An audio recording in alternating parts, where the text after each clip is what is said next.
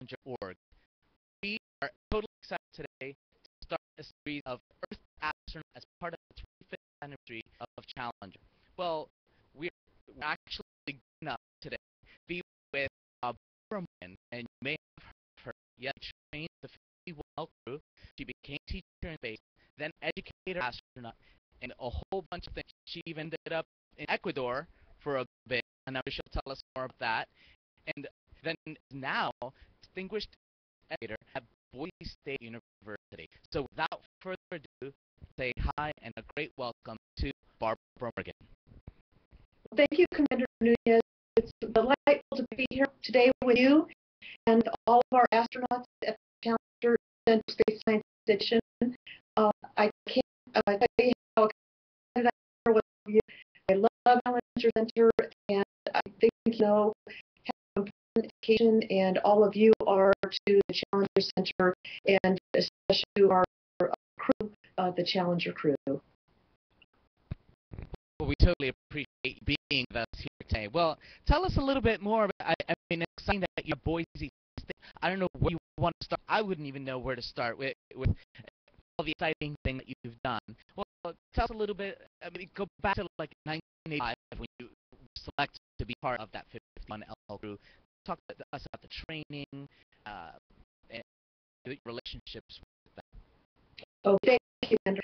I was very, very fortunate to get to train with the Challenger crew, with our Commander Dick Scobie, our pilot Mike Smith, and our astronauts Judy Resnick, Ron McNair, Alison Ozuka, and our teacher Christa McAuliffe, and our payload specialist Greg Arvis. And we're just a tremendous crew.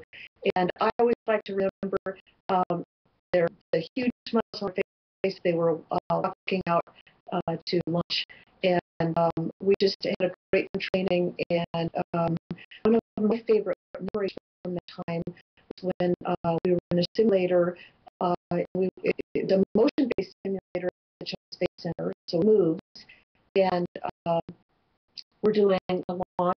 And after that, we did another simulation. We practiced this one many times, but this was one of my very favorite times when we were rendezvousing, and this is not a motion-based simulator, but we were rendezvousing with the Spartan Halley satellite. So the crew had let it go. It was orbiting the Earth and taking studies of the comet Halley, and then we're coming up on it to recapture it, to put it back in the payload bay.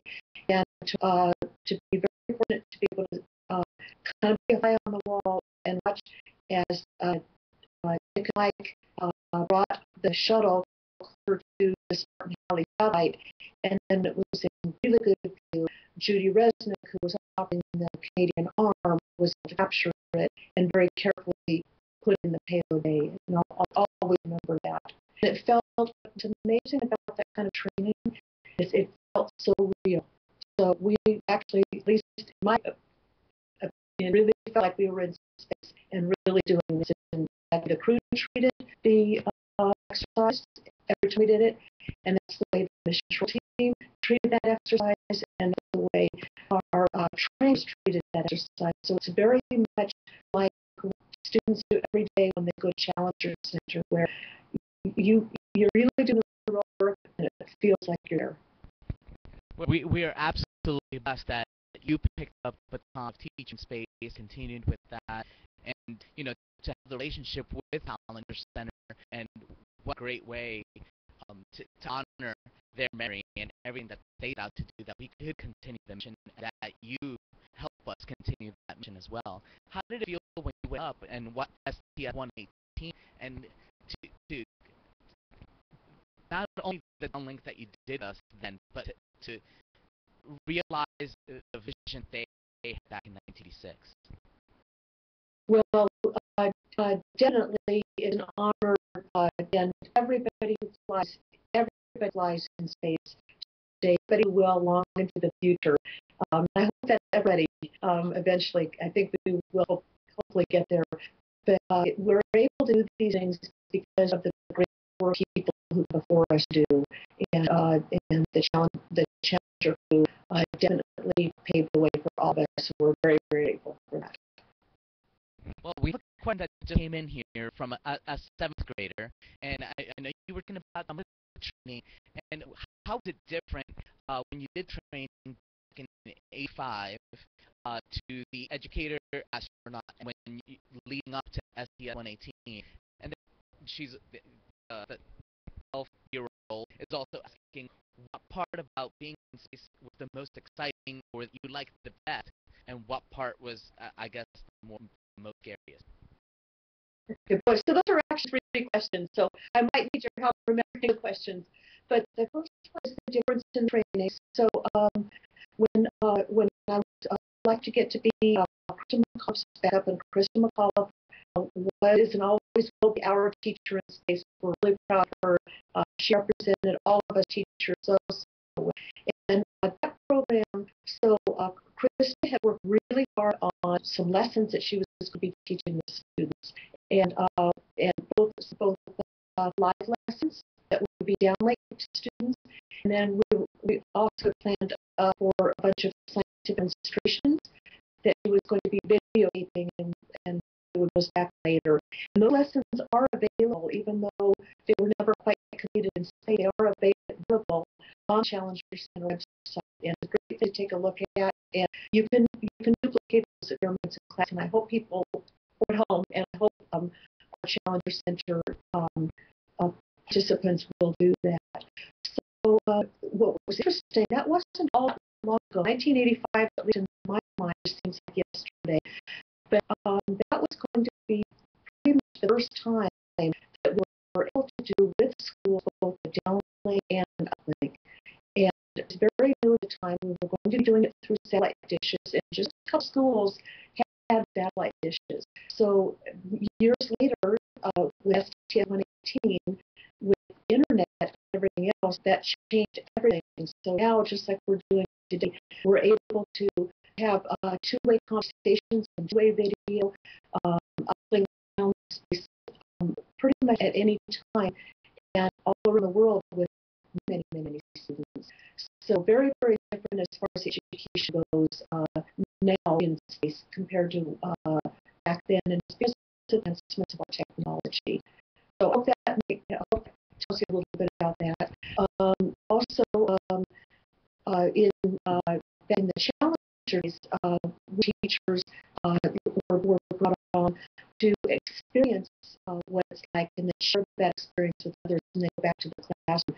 It's a little bit of NASA, so we have 3 teachers who are current astronauts at NASA, but they're pretty much there full time and not a short period of time and then go back to the classroom. Although very involved in education, and I think eventually they'll go back to education just like I did here while where I'm at NC State University. But so the training is a little bit different between two. We do a lot of observe and learn a lot in the Challenger days. Now, for example, when I mentioned about Judy Resnick flying Canadian on the robotic arm to capture the Spartan Halley satellite. So now teachers who are involved in the program pretty much have to do all the things and go through all the training. You train up as an astronaut, but the joy of it is you also get to do education on top of it. So a little bit different situation.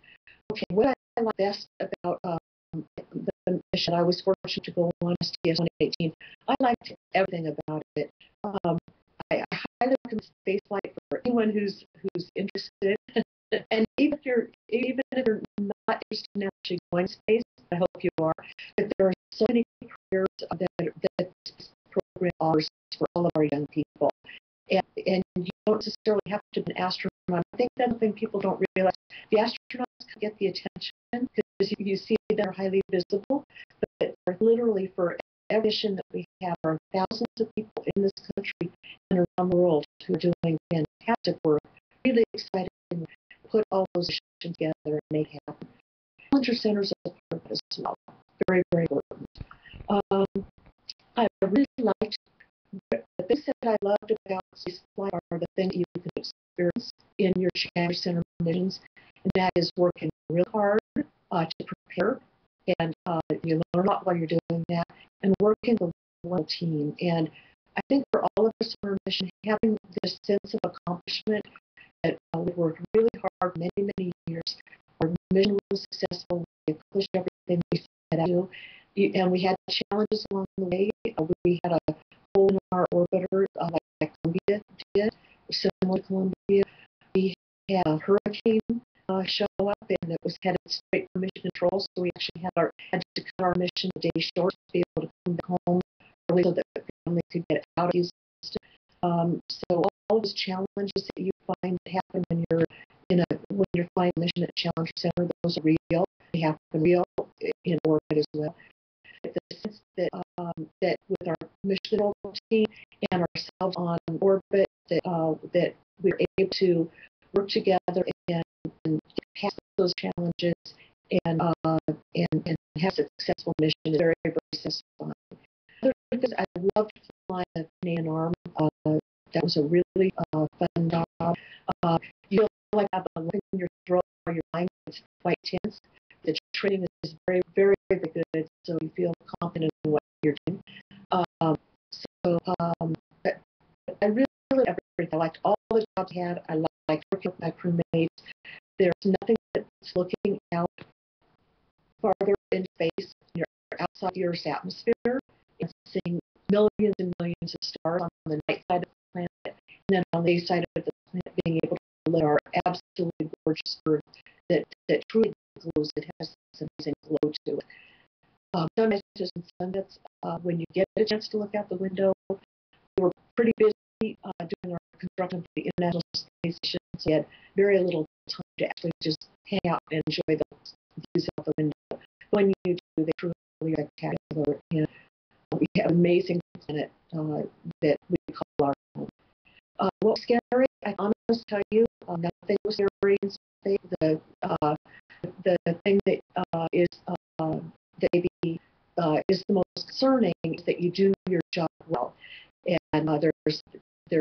it's a high pressure situation. There's a lot that has to be done, and I just want to make sure that you are doing your job the best you can, and so that you're proven to do the best job they can. But people ask if I was scared on launch.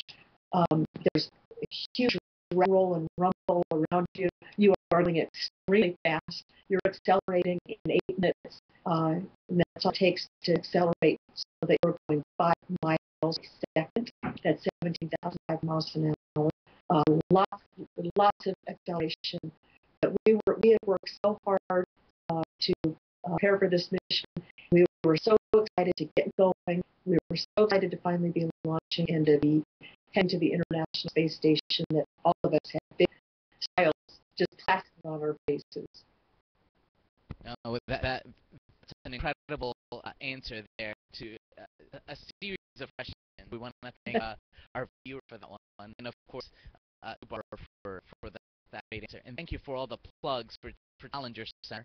And of course, the plug goes back to you because all our viewers here can actually watch the archived version of this awesome webcast. They could see previous webcasts that we've done up in the Paramus Blue Challenger Science Center. Of course, the downlink from ISS we did back a few years ago. So thank you so much. Totally appreciate it. Well, we're going to be bouncing around here, and that's the cool part. One of the questions that came across is what time zone do astronauts use while they're in space? Oh, wonderful question. So we actually use three different times in space. We use our Houston time. We use what we call GMT time or Zoom time, and that is International Space International Time Zone. And we also use the elapsed time. So we sync clocks to the International Time Zone or Zulu time or GMT we call it. And that's how we run the mission. But we also are aware of the time that it is Houston for the American astronauts. Of course, we're tied into the mission control at Houston at Jones Space Center. But for international colleagues on board the International Space Station, our astronauts from Russia, astronauts from Japan, and European Space Agency and Canada, they will also be in up to time zones as well. But when you look on all of our computers, when you look at all of our equipment, it's tied in to the international time zone. And like I mentioned, we still have a mission elapsed time. So for our satellites that are going to the International Space Station, we start zero is right when launch is, and we keep running a mission elapsed, MEE time or mission elapsed time, and that's another one of timeline. So how far we are along since that time that we launched.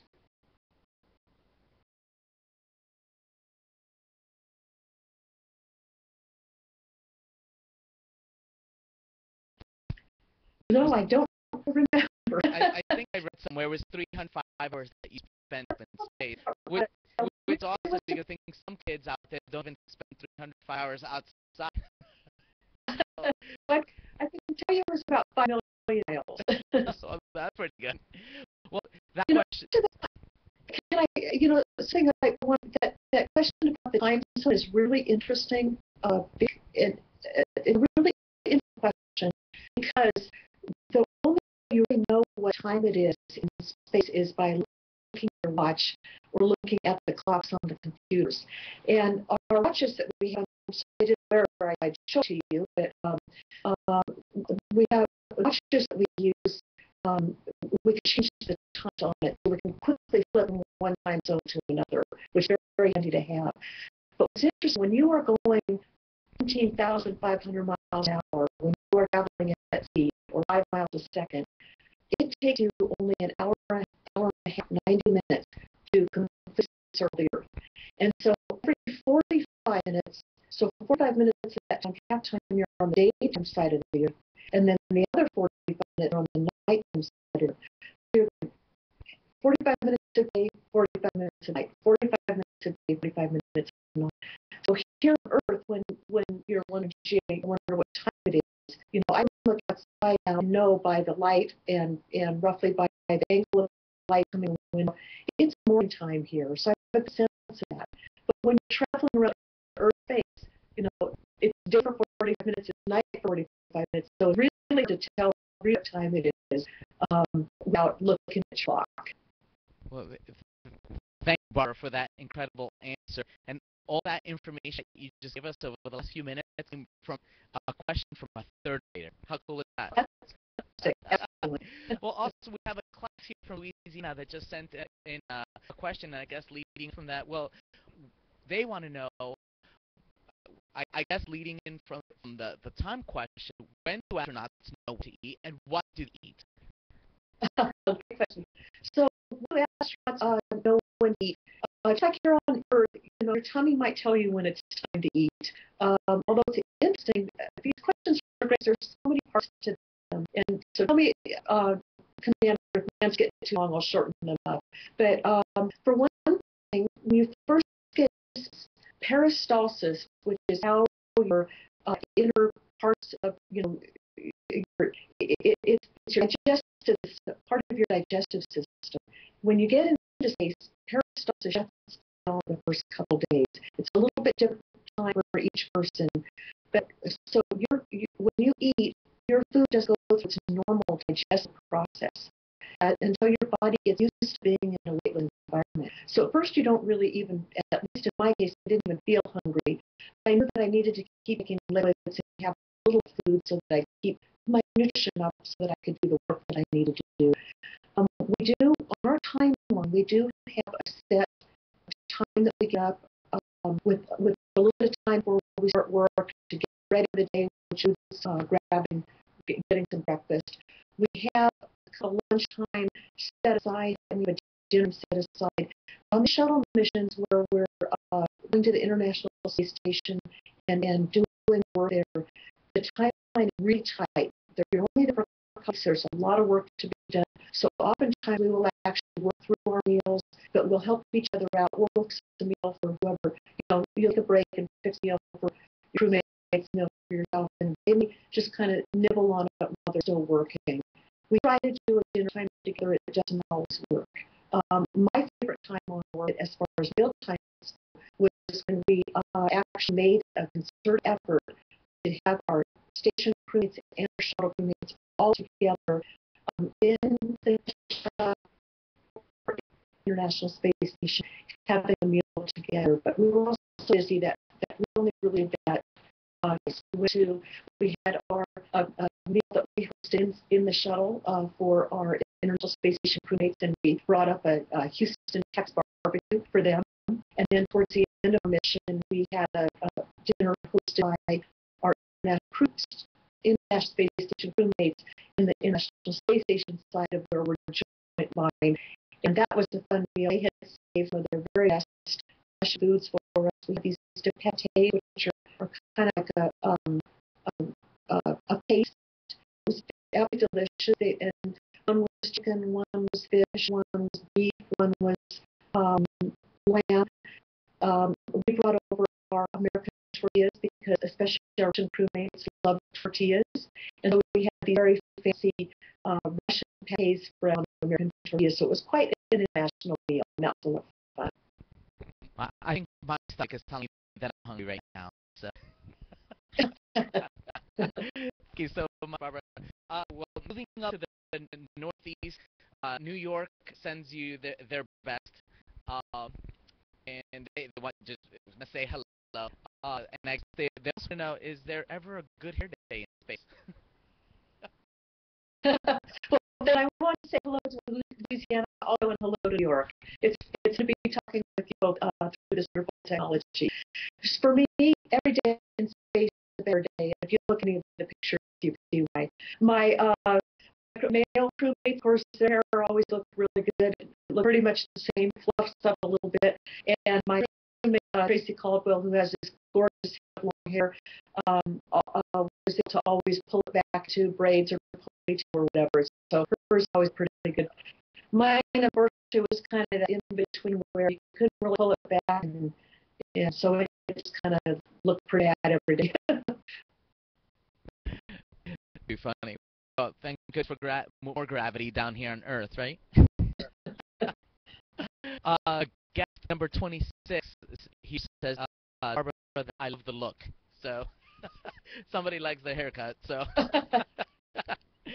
well, Hannah, third grader out there. Very kind.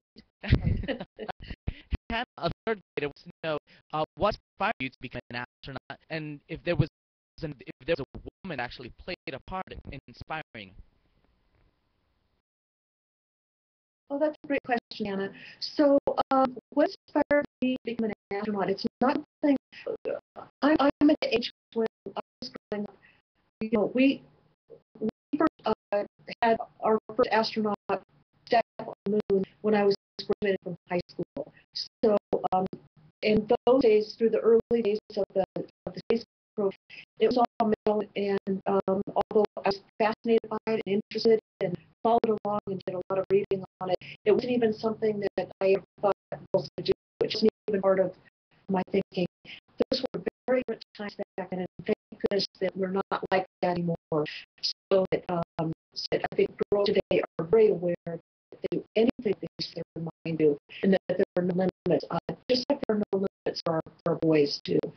So I went to teaching, and something that I wanted to do, and I'm really proud to be a teacher. It's a great career, and love teaching. And the reason how I got into the astronaut, how that all worked, was because I'm a teacher, and as teachers, we are always looking for. We love teaching, but more important than that, we love learning, and we love learning alongside our students, and we love doing everything we can to bring the world to the classroom and take our students out to the world and make learning opportunities in our classroom more and more exciting and interesting. And so, as a teacher, when the opportunity came along, when President Reagan said he wanted to send a teacher into space, teachers all over the country, we all did the same thing. We did what teachers do. We look for these opportunities and go for them. Because we all thought what a tremendous thing to be able to bring back to our classroom. And that's exactly who McAuliffe was and how she was chosen to be our teacher in space. And so I happened to become an astronaut. So it wasn't anything I planned. I do want to say, though, in all of these things, as long as you're prepared, when these opportunities come knocking on your door, you will be able to go after them. So that's something we work very hard in the classroom to keep those doors open. People try to put roadblocks in your way. You will have people that will inspire you, and I had females and males who inspired me. But you also in your life have people who will, and it's not a good thing, they'll try to put roadblocks in your way. People will say, "Oh, you can't do that," and you have to not do those folks. You have to know what you want to do in your heart and do everything you can to keep pushing. Like I say, keep those doors open, move those rocks out of the way. And there are lots of people who help you do that too, which is good. You got it, and I'm sure you're one of them, Barb, that associating you, help out of these kids actually push through those barriers. So thanks so much. Again, for those that are watching or just joined us, we have a lot of viewers. I see that. If you missed any part of this, want to view the archive website, you could simply just go to challenger.org, click on the webcast. You could see Barbara's awesome webcast, as well as the previous ones that she's done in the past with us. Well, you were talking about teaching profession and how important it is, and you mentioned Krista again, and she's from the Northeast and going up to Framingham State University and the great free service teacher programs that they have up there. They actually are asking a question. They have a great challenge of learning up there as well. They want to know how you feel about all the change at NASA these days. That's a great question. So, I have mixed feelings. I know, we only have 2 more shuttle flights left, and I know it'd be very nostalgic and very sad when we don't have more shuttle flights. But the shuttle also is getting old. We need the new technology. I think the part that I don't like is that we're going to have this gap where we can't send our own astronauts into space. We will be relying on our Russian colleagues, and we've got a great relationship there, so that's good. We'll still be able to send our crews along with our internationals to our wonderful, wonderful International Space Station. I wish we didn't have quite the gap that we do. I wish we had been able to have the kind of support and funding that it takes, and it's a challenge, but so that we would already have our next space vehicle online ready to go. But on the other side too, I think what NASA's doing, which is helping our commercial companies break through those barriers and break through those boundaries, moving those rocks out of the way, speaking of rocks, so that our commercial companies can do the work that they need to do to be able to be competitive and provide us these rockets, these spaceships that can get us not just the International Space Station, but beyond. I think that's a good thing. I think we're seeing very good things coming out of it. I just wish it wouldn't take a little bit, but sometimes very challenging things we take to. Well, thank you. You're getting a whole bunch of thank yous and highs from all over here, and you actually have one group that's actually just saying a comment, which is pretty cool, is that some of their student 5th grade brothers designed an experiment on marine bioplastics through the SSEP program that are actually flying the next shuttle mission. So it's pretty cool. That's absolutely outstanding. Absolutely. And we have another huge. I'm sorry? I'm sorry for interrupting. I can't see the results of those experiments too. And I know they're very, very hard students are doing right now. It's tremendous. Absolutely, it is. And we have another huge thank you here, and we have Kaylee, which is actually a first grader, all the way out in California, who wants to know if you can play the violin or the clarinet in bass, and I guess there would be a difference if it during an EVA or not, and would it sound the same? Okay, question. Inside the space shuttle, inside the International Space Station, the atmosphere is pretty much like is. Where did you say Kaylee is her name? Kaylee with a K. Okay, great. Thank you.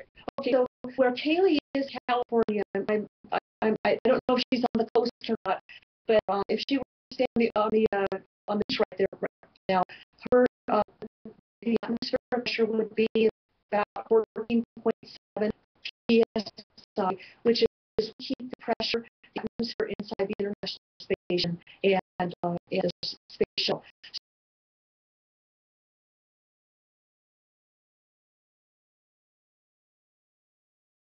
So inside, the inside it would sound the same. It's interesting though, with those two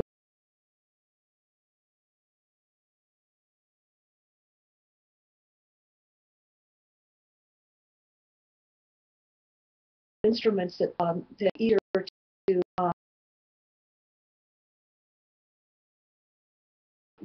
get yourself kind of steady when you're playing. Clarinet might be a little bit easier, but one thing that has your instrument, the moisture from your breath as it goes through the instrument, it tends to condense inside. Those water droplets get on the keys, on the pad to the keys, and here, if you're playing it on Earth, gravity is going to pull all that stuff down, right, and out of the instrument. In space, it can kind of gum up the instrument just a little bit. We have had people play saxophone on the International Space, on the space shuttle. We've had people play flute. Kate Coleman, who's in space right now, plays her flute almost every day, I believe, while she's on the International Space Station. And she's got some issues with the moisture kind of condensing inside and not kind of dropping toward the, having gravity pull that moisture and let it on the bottom side of the flute, on the lower edge. I imagine, I don't have to ask her, but I imagine she's having to take her clean rag and clean out the inside of the flute more often while she plays space than when she's on Earth. There's a very, very interesting. I was at a concert last week here in Boise, Idaho, with some musicians in Sweden, and they were playing a beautiful instrument called the nyckelharpa, which nyckelharpa means key harp. You play it with the bow like a violin, but sits more low like a guitar does, and rather than putting your fingers on the strings to make the sound, you actually push the keys, and the keys then stop the string to make the sound, to make that particular pitch. But what's interesting is those keys, the way it's gravity to keep those keys away from the string. They just hang, and then you have to push against them to stop the string. Is making sense? So that particular instrument would not work in space at all, because you've got to have gravity to keep the keys away from the string while you don't want a particular pitch played, and then you have to force it against that key and against gravity to make the instrument work right. So every instrument might be a little different how it would work in a microgravity environment. No, excellent. So things we had never even thought about. Right? Absolutely. So thanks so much, Kaylee. That's awesome. Thanks so much, California. Thanks so much, Barbara, for the answer. And I guess another question came in. I guess going back to your previous point about NASA and direction that they're going. This is from an old gentleman, and he's actually asking about I think what's the cost to take an astronaut to space? Because I believe the stories just came out this past week that I think is the price $63 million to take one of the astronauts up here in the future. And, I mean, I think we should give this money to some other country. I know we're kind of forced to, but what can we do to use that money here in the U.S. to expand the NASA program and keep it us flying missions? That's a great question, and it is really, really important that we keep. We've got an International Space Station. It's a phenomenal scientific laboratory. It's also a phenomenal engineering exercise. It's more than exercise. We're learning how to live and work and build and do all the things that we need to be able to do to be able to move far, whether we're back to the moon, whether it's rendezvousing with an asteroid and studying it the best we can, whether it's going on Mars, and those decisions are all, there's a lot of discussion going on right now about what our next step should be. But our International Space Station is a real key part to wherever it is we decide that we're going to next. And for us to be able to do that, we've got to have our astronauts out there, along with our colleagues from our International Space Station partner countries. And so we are relying on Soyuz, and thank goodness we have the Soyuz to get to space. So it's not a matter of can we take $63 million per astronaut and use here. That's how we are getting our next two shuttle flights.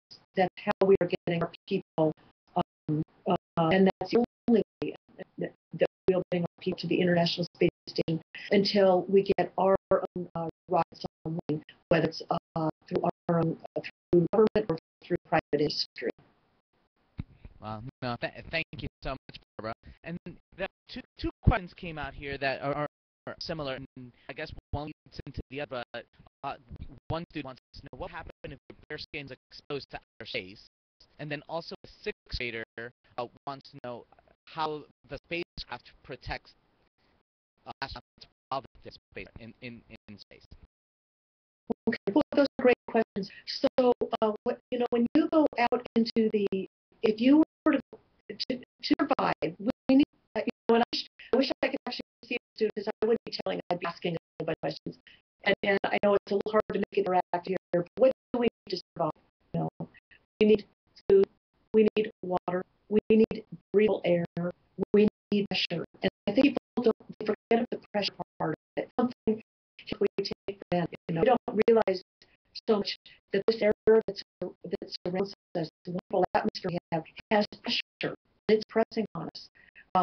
You're standing at the beach at the ocean. It's pressing on you at 14.7 pounds per square inch on your body.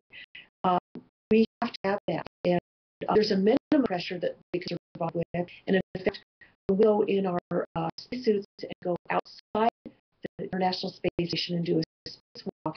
The pressure of less than that 14.7 pounds per square inch that you have when you're sitting on the a beach at the ocean. But there's a minimum pressure we can have. Below that pressure, the human body can't survive. Your blood boils, for one. It's probably the first thing that happens. Lots of other things happen. So that pressure really, really, really important. So that spacesuit that you have, both suit, whether you're on a spacewalk, which is basically it's a spacecraft that you are in. It just happens to be a more small one that fits to your body, or your space shuttle, or your rocket, or your International Space Station. All of those provide protection that you need. So they provide pressure, the atmosphere, the breathable atmosphere, the right temperature. If you don't have that kind of protection, in addition to pretty much losing your life instantly because you don't have that pressure, if you're on the space, that temperature is about 350 degrees above 0 Fahrenheit. On the cold side of the Earth, about minus 350 degrees. So that's another way your spacesuit or your space shuttle or your International Space Station protects you. Another way to protect you as well is from getting holes cut through you by micrometeorite, little piece of junk going at that kind of speed, 17,000 miles an hour. It'll go right through you, the hole through you, which is not a good thing. And so your space and your space shuttle protects you from that too. And just in the way the space shuttle and the space station, and you can get a hole. We will get pieces of material flying through. But the way the shell of the International Space Station is designed, it's designed so that anything, a pebble or anything might come, it can through. And it's designed kind of a honeycomb inside, and then different layers, so that it slows down the speed of that piece of the kind of bounces it so that it can come all the way with control all the way through, where you lose the air that's inside the space station.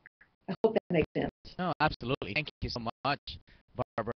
We all appreciate these great answers. And again, if some people missed some of the previous questions, the first part of the webcast, remember you can always hop on challenge.org and view the archived version of this. So you can see your question answered or other questions answered, and just share with your friends as well, and see Barbara again too. So actually, here's a follow-up question.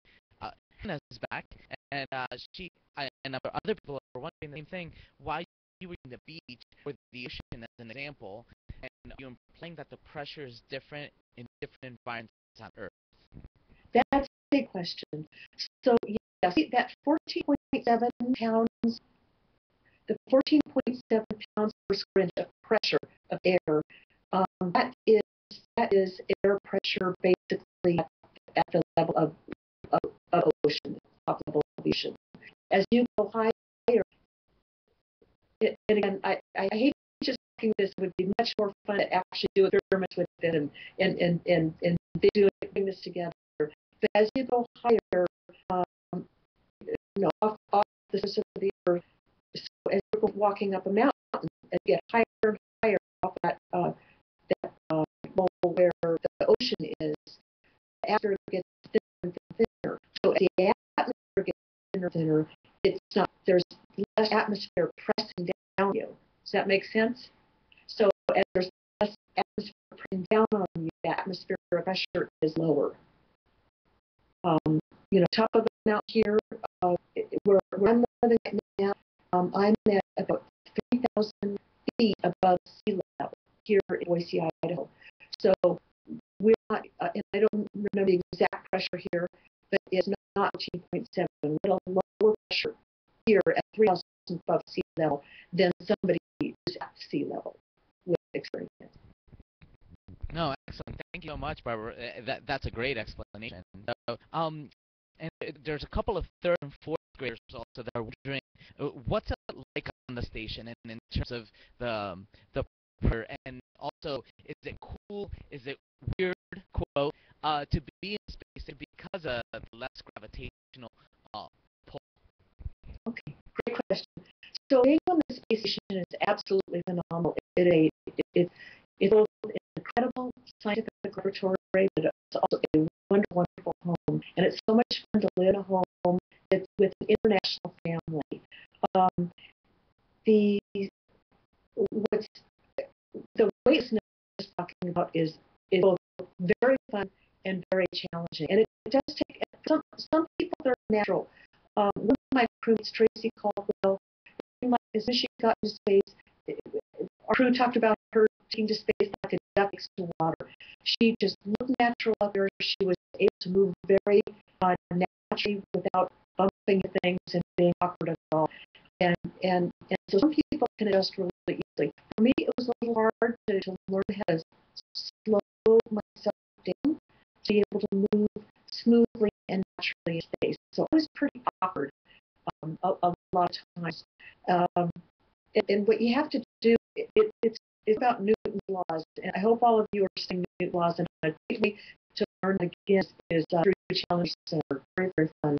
But without the friction, without the pull of gravity, once you get going, you're going to keep going. Nothing can stop you. So if you push off the wall, you're going to keep going down that other rock and back and forth. And so you have to learn to move by just barely, we call it fingertip push. Just barely touching your fingertip against the wall will get you moving just fast enough, and so that you won't be bumping into things. The challenging part is if people are moving around you and you have things maybe on the wall, it's very easy to knock into something and then it goes float away, and who knows where it ends up. If you don't keep your eye and see exactly where it goes and try to go after it, you might not find it for a while. Here's a good example of kind of awkwardness. We transferred, 5,000 pounds worth of stuff, science equipment, food, clothing, etc., from our shop in the International Space Station. To keep track of all that, we did it in two ways. We had we had files on the computer that we were using, and we also had a book, okay? And this book was the size of a regular size binder, I would say, and we had a Velcro strap on it so we could keep it closed, but when you open it to get the page that we're getting at, where we were keeping track of certain items we were moving, we would use these clips to clip it together. Otherwise, that would turn into one of those Hallmark Christmas trees. So they're folded flat, and they're made of tissue, and you unfold them totally around. That's the natural look in space without gravity pulling at it. That's exactly what we'll do. It will turn into one of those Christmas trees and be impossible for you to what page you're on. So those kinds of things are what makes it challenging. But the other part of it is so much fun to be able to use your entire environment. You can work on the ceiling, you can work on walls. Not stuck to the floor. So all of a sudden, what used to seem like a very small area becomes much larger because it's much more usable. You have all this extra space to use.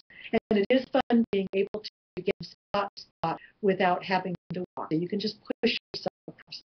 Or if your buddy is hungry and would like a snack, rather than physically going over there and handing them the snack, maybe you've got M&M, you can just say, here, punch your M&M, and you can give it a nice little gentle shove, and then M&M will go flying over, and he or she can just go, no hands. Awesome examples. I'm sure people are hopping on Wikipedia and Google and checking out the new laws and all that stuff. So maybe even YouTube videos on what you're playing in terms of just using your finger to get around there. There's awesome question coming across here, but here from a teaching perspective, what are some of the subjects that you think are most important to know if you want to become an astronaut? Okay, great question. I personally think that all subjects are important, very, very important. And it's interesting when if you get to know any of the astronauts and any of the people working in the space program, they're really quite rounded. So you studied math, science, and engineering, but you have to have a technical degree. So you have to have degrees in science or in math, engineering. And it's very, very important that you study the subjects. That's all of this is based on. We're able to do this stuff because we have people who really understand the physics. They really understand the chemistry. They really understand the mathematics, etc. You have to have that stuff. But also music, art, the literature, the writing, the speaking. That's all part of being able to do a good job. So, if you want to be an astronaut, go to the NASA site and look at the requirements. They're all there. You can do a Google search that is NASA astronaut, requirements, how to be an astronaut, or application process. It's easy to find. You can get it online, and you can look at what the requirements are. And also keep in mind that it's important to be able to do your best that you can in the other subjects to do. Most important of all, really finding something that you are particularly interested in, and pursuing things you're interested in. And more likely than not, anything that you're interested in definitely has a connection to our space program. Oh, thank you, Barbara. And you mentioned earlier about pushing through and make sure you try to get to your goal. Well, and one of the questions that popped up here is, you aren't up for one of the missions. Do you continue training in case you aren't up for a future mission? Oh, that's a great question. So all the astronauts go through initial training. You start out with a class. You have classmates, so it's very fun, just like in school. We are going to school. The first couple of years, you're learning all basics. So the basics for example, the crews now that come in, the new astronauts come in, will learn all the basics of the International Space Station, and all the basics for whatever vehicle it is that they're flying. They'll get to the International Space Station, and then after the base, start going through advanced training, where you learn about how to rendezvous and dock with the spacecraft. You'll learn how to do robotics. You'll learn how to do spacewalking and that. And but after those first couple basic years, where your whole time really in class, you're pretty much a full-time student. After those first year or two, then you still continue your training. You're still in classes and you're still learning, but you're also contributing back and you're given technical assignments. So you're actually contributing to the missions as well. Whether you're serving as a captain in mission control, whether you're serving in the robotics branch and helping design and work on the current and future missions and working on any issues come up, say, in robotics, whether you're working on the space with the spacewalking branch, whether you're working on cockpit design, you name it, all kinds of different technical assignments that you have in the astronaut office, and that is what you do most of the time while you are an astronaut. Is one of those ground jobs while you're still continuing with your own training and your fellow colleagues' training, and then when you get assigned to a mission, between 6 months, 12 months before that mission is scheduled to go, that's when you go and do the specific training just for that mission. So always training, whether you're training for a specific mission or whether you're keeping up training or doing advanced training and learning more, you're always training. You're not within that 6 to 12 month period of having a crew assignment. You have these technical where you're contributing as a ground person. And, people get astronauts always face the flying part of an astronaut job is really, really minimal. Even our astronauts that have been in the program maybe 25, 30 years, the amount of time that they're actually flying in space is just a teeny tiny part of their whole astronaut job. Thank you so much, Barbara, for helping navigate to, setting that point B a goal, helping us navigate through what subjects to follow in school, how astronaut training works, what it's like to do training, how to go up in space, and then what you do afterwards, or just in case you don't get there just yet. So thank you so much. But here, speaking of navigating, Presley, a second grader, wants to know how to navigate in space, and how they find where they're supposed to go using a GPS, a map, stars. Tell us a little bit about that. Okay, that's great. Quite the questions coming in are just terrific. I'm really so there's a lot that goes in the navigation system on our spacecraft. We for the space shuttle, we use a combination of a lot of different tools, and the same thing with the International Space Station. We do use the stars on the space shuttle. We have star trackers we use so that we know where we're at in comparison. We use stars navigation. We know where we're at in terms of the stars that we're pointing to. We also have measurement units. These are big pieces of equipment that use. It's a little more complicated to try to describe without being able to show again. So I apologize for this. You may want to search at NASA sites to Google search on IMU or inertial measurement units, and so that she can learn how to use those units to test where we are in space. So just a lot of different tools. We also use radar systems. Again, it's a little hard to describe technically in this short time here, but check inertial measurements. I think they'll find those particularly interesting. Thanks again, Barbara. And I guess this is more for astronauts or potential astronauts that may become homesick. We'll start winding down with this one. But there's a sixth grader that wants to know, can you bring dog or cat aboard the shuttle?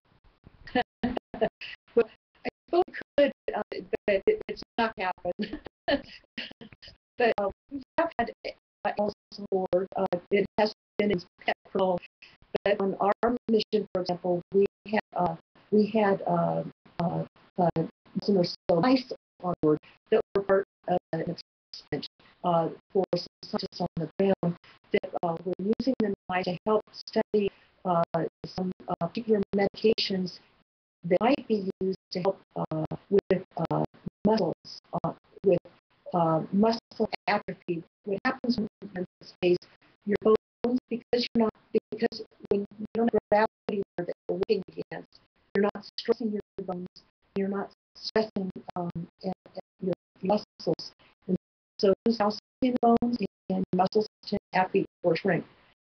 So some of the scientists on the ground are looking at what are different things that we do. We know exercise works really well.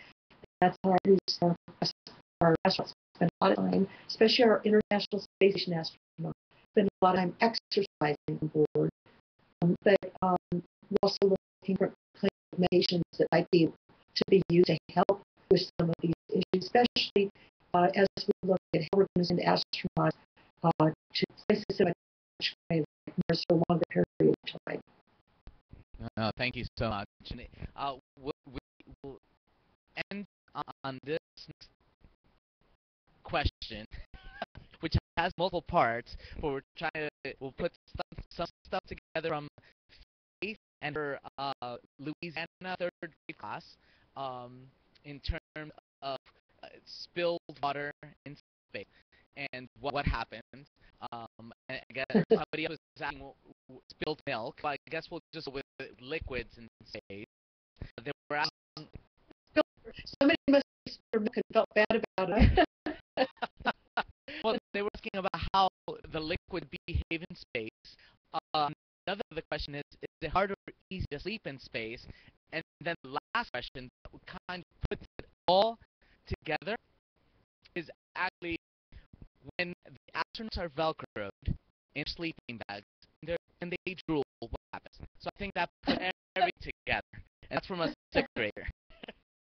Okay, great. So, first of all, I'm not sure about the timing on this, but please we've got quite a few videos that you can watch that show what happens to liquids in space. And in fact, downlink that we did on STS-182 with the Technology Center, one of the questions had to do with liquid, and I believe that was with the Challenger Center downlink we did. So you may want to check that out to see if that was it.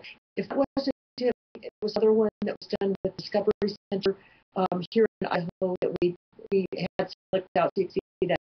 But there are lots of videos, both NASA videos that you find at NASA sites. Also, you can find through YouTube, and I believe we have some on Challenger Center sites as well that you may want to check out. Liquids are fascinating. When you take away gravity, a microgravity situation, liquids form in natural shape, which is a ball. So it's actually very fun to play with fluid space as your liquids, but you do have to be careful because what you don't want is a ball of liquid, and it can happen very quickly where you know it, get bumped or whatever, and break into a million little balls that would be, putting all of the United States.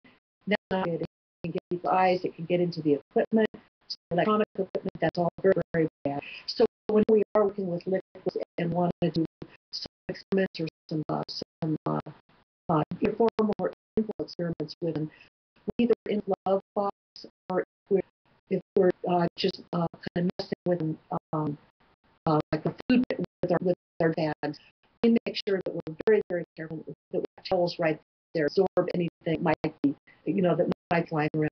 Same thing when you're washing your face in the morning, washing your body, washing your hair. We all have towels to make sure that we capture that water that's and being about a million little balls, tiny drops of water just go everywhere. So you got to be very, very careful.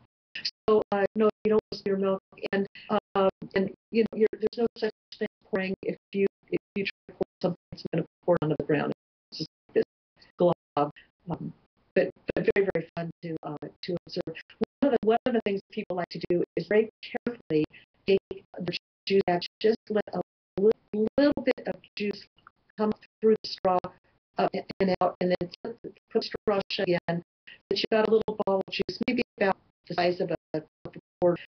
You things like carefully take your M&Ms and stick some M&Ms in there, and then you can take maybe a piece of dental floss and get a gentle push to see if you can get the whole thing spinning. You might try biting up into. Uh, it's also very fun to your straw, sit in that ball, suck all the juice away or the water away, and then you put your end floating that you can go after. There's a lot of things you can do when you don't have gravity pulling at that liquid and making it spill to the floor. Okay, and tell me the second step was the sleeping space. Was it hard? Is it easy? Sleeping space. For me, sleeping space was you're really busy and you're very tired by the end of the day. Some people will put a sleep mask on to kind of we cover our windows because again we get 45 minutes to 40 minutes of light. We don't want that light flooding in the windows and waking up. So you do cover the windows. For some people, that there's still a little ambient, so they like wearing masks. Some people like to put earplugs in so they're not listening to hum of some of our hands and things like that. For me, I was tired enough that I could just shut my eyes, and the next thing I knew, our wake-up music was waking us in the morning. So I found it very natural to sleep in space. We do have things which are very bad. This is on the shuttle side that you can zip yourself into and then velcro yourself to the wall or hook yourself. And the main reason for that is so that you don't go around and bump into, which could really cause issue for your mission and your crew. But some people feel like they're sleeping on the bed you do on Earth. So there is no up or down in space. So if you do something like that, I did this first stage just because I thought that would be something that I would need. So I kind of tied up and velcroed my sleeping bag.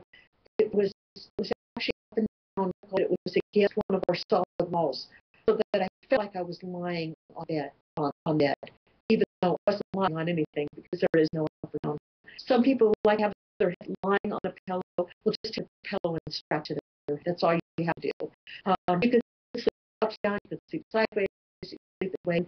After that first or two, I realized I didn't need to feel like I was on anything, so I just made sure that I wasn't slow down. So my bag could really be in position and not be tied up against something solid.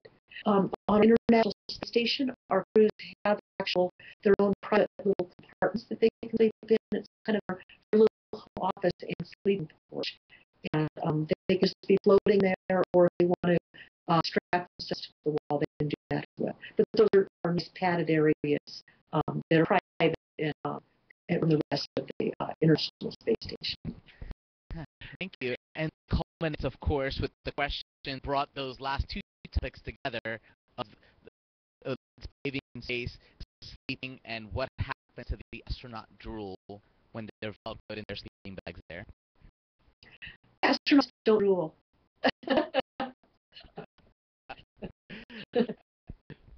Awesome. So I guess that's a straight answer there. So I guess you don't have to worry if you have the pillow close to your head. So.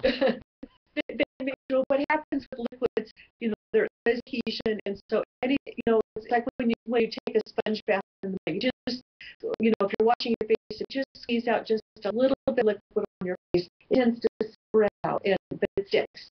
And so, if your drool is gonna, kind of stick, not necessarily drool down because there is no up and down, so who knows where it's gonna go. Wow. I can honestly tell you, I didn't see any drool on my face. Well, awesome. We all want to thank so much, Barbara, for being with us today, everything that you do, and any last parting words? Just so it's such a pleasure for me to get to speak to all of our Challenger Center astronauts and participants, both the students and the teachers. Thank you all for everything that you do, and man, Commander, thanks so much. Great job. Really appreciate it, and it's great to work for a wonderful command. Thank you. Also, I hope that everybody gets a chance as soon as we can. We haven't already had a mission in the Challenger Learning Center closest to them that they and their classmates can get there and not just do one mission, but many missions. I can tell you, it's close thing to being in space. It is very real and very fun and very challenging, and it's all good. Well, thank you, and the honor and the the privilege was all ours here. So again, you will continue doing great things as a distinguished educator in residence over there in Boise State. We are so thankful that we had you as former astronaut and educator in space and all the experiences that you've had and was able to share with us today. So thank you to all the viewers out there. And then if you hop on the challenger.org site, you can find Challenger Learning Center that's closest to you. And you can actually watch this and other archived webcasts by simply going to challenger.org and clicking on the webcast link. And for now, this is Commander Nunez at Challenge Center for Space Science Education. Saying thank you so much again for joining us, and make sure you stay on that Challenge.org page and see what other astronauts we'll have on our Earth to Astronaut series. Thanks again.